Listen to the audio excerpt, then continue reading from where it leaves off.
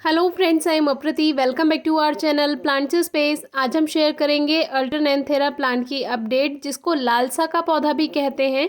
और इसमें different variety होती हैं, जिसमें green shade, red shade, maroon shade और मिक्स शेड, इस तरह के प्लांट्स आते हैं। और ये एक ऑर्नामेंटल प्लांट है, डेकोरेशन पर्पस से यूज़ किया जाता है क्योंकि ये एक कलरफुल प्लांट है। तो आज इस प्लांट की फ्लावरिंग भी आपसे शेयर करेंगे और अपडेट भी।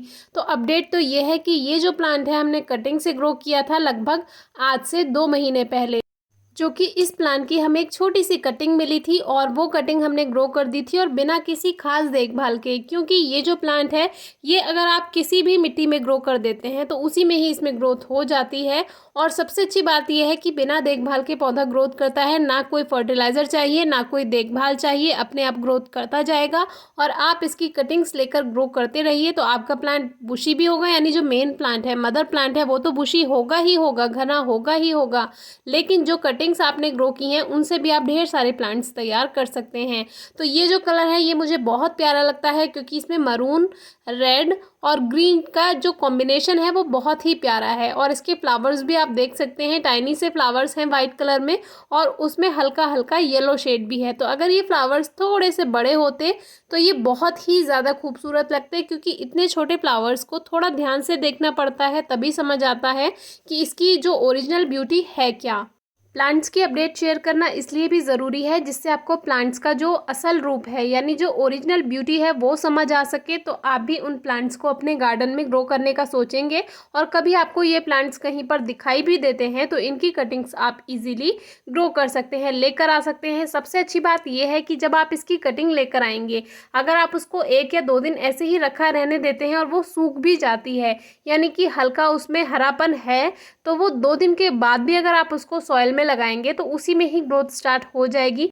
इस प्लांट के लिए ना कोई स्पेशल फर्टिलाइज़र चाहिए, ना स्पेशल कोई इसको डायरेक्ट सनलाइट की कोई खास रिक्वायरमेंट होती है, और ना ही पानी का ज़्यादा इसको ध्यान रखना होता है। लेकिन तीनों ही काम ज़रूरी हैं। जब भी हम कोई प्लांट तैयार कर देते हैं तो उसमें जब मिट्टी लेते हैं तो मिट्टी में 1-2 मुट्ठी गोबर की खाद या वर्मी कंपोस्ट हम मिक्स कर ही देते हैं जब भी कोई प्लांट्स ग्रो करते हैं।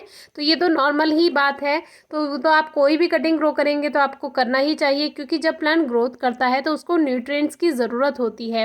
अब ये जो छोटा सा एक ग्रेस होपर है, ये अभी थोड़ा सा गार्डन में नुकसान कर रहा है, क्योंकि हम अपने प्लांट्स में ज़्यादा ध्यान अभी नहीं दे पा रहे हैं किसी वजह से। तो ये जो पत्तियां हैं उसको थोड़ा सा कट कर देते हैं, लेकिन हमें इससे कोई फ़र्क नहीं पड़ रहा है, क्योंकि अभी हमारे प्लांट्स अच्छी ग्रोथ कर रहे हैं। बारिश अभी काफ़ी दिन से अच्छी हो गई है, तो इसीलिए पानी का भी ज़्यादा ध्यान नहीं रखना पड़ रहा है। तो ये जो प्लांट है इसकी इतनी बड़ी कटिंग लेकर भी आप ग्रो कर देते हैं तो भी ये प्लांट बहुत जल्दी, केवल 2 मंथ्स में आप रिजल्ट देख ही सकते हैं। तो इतनी जल्दी आपको रिजल्ट मिल जाएगा। बस एक काम कीजिए, जो लीफ नोड है, यानी जो जहाँ से रूट्स जल्दी बनना स्टार्ट होती हैं, तो इसको आप थोड़ा सा खुला हुआ रखिए। खुले से मतलब है जितनी भी इस पे पत्तियां आ रखी हैं उनको सबको कट कर दीजिए, तो वहाँ से जल्दी रूट्स बनती हैं। तो इसको कुछ नहीं करना है, इस तरह की एक कटिंग लेनी है और कैसी भी उसको मिट्टी में आपको ग्रो कर देना है। कोई स्पेशल सॉइल मिक्सचर बनाने की ज़रूरत नहीं है। जो दूसरा आपका किसी का पॉट रखा हुआ है दूसरे प्लांट का, उसमें भी आप ग्रो कर सकते हैं अगर आपको टेम्परेरी ग्रो करना है, या मल्चिंग की तरह आप दूसरे प्लांट्स के पॉट में ग्रो कर सकते हैं।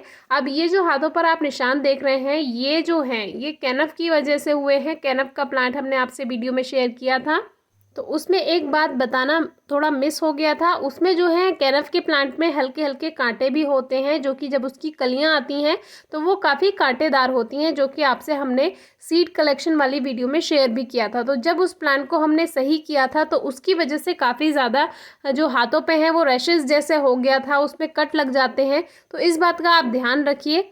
बाकी इस अल्टरनेंथेरा प्लांट यानी लालसा प्लांट को कोई खास देखभाल की ज़रूरत नहीं है। आप इसको हैंगिंग प्लांटर में भी ग्रो कर सकते हैं, हैंगिंग बास्केट में ग्रो कर सकते हैं, या छोटे से छोटे बड़े से बड़े पॉट में ग्रो कर सकते हैं। कटिंग से इजीली ग्रो हो जाता है और फर्टिलाइज़र की कोई खास रिक्वायरमेंट नहीं होती है। बस जब आप पॉटिंग मिक्स तैयार कर ही रहे हैं तो 1-2 मुट्ठी कावडंग यानी गोबर की खाद या वर्मी कंपोस्ट मिट्टी में मिला दीजिए।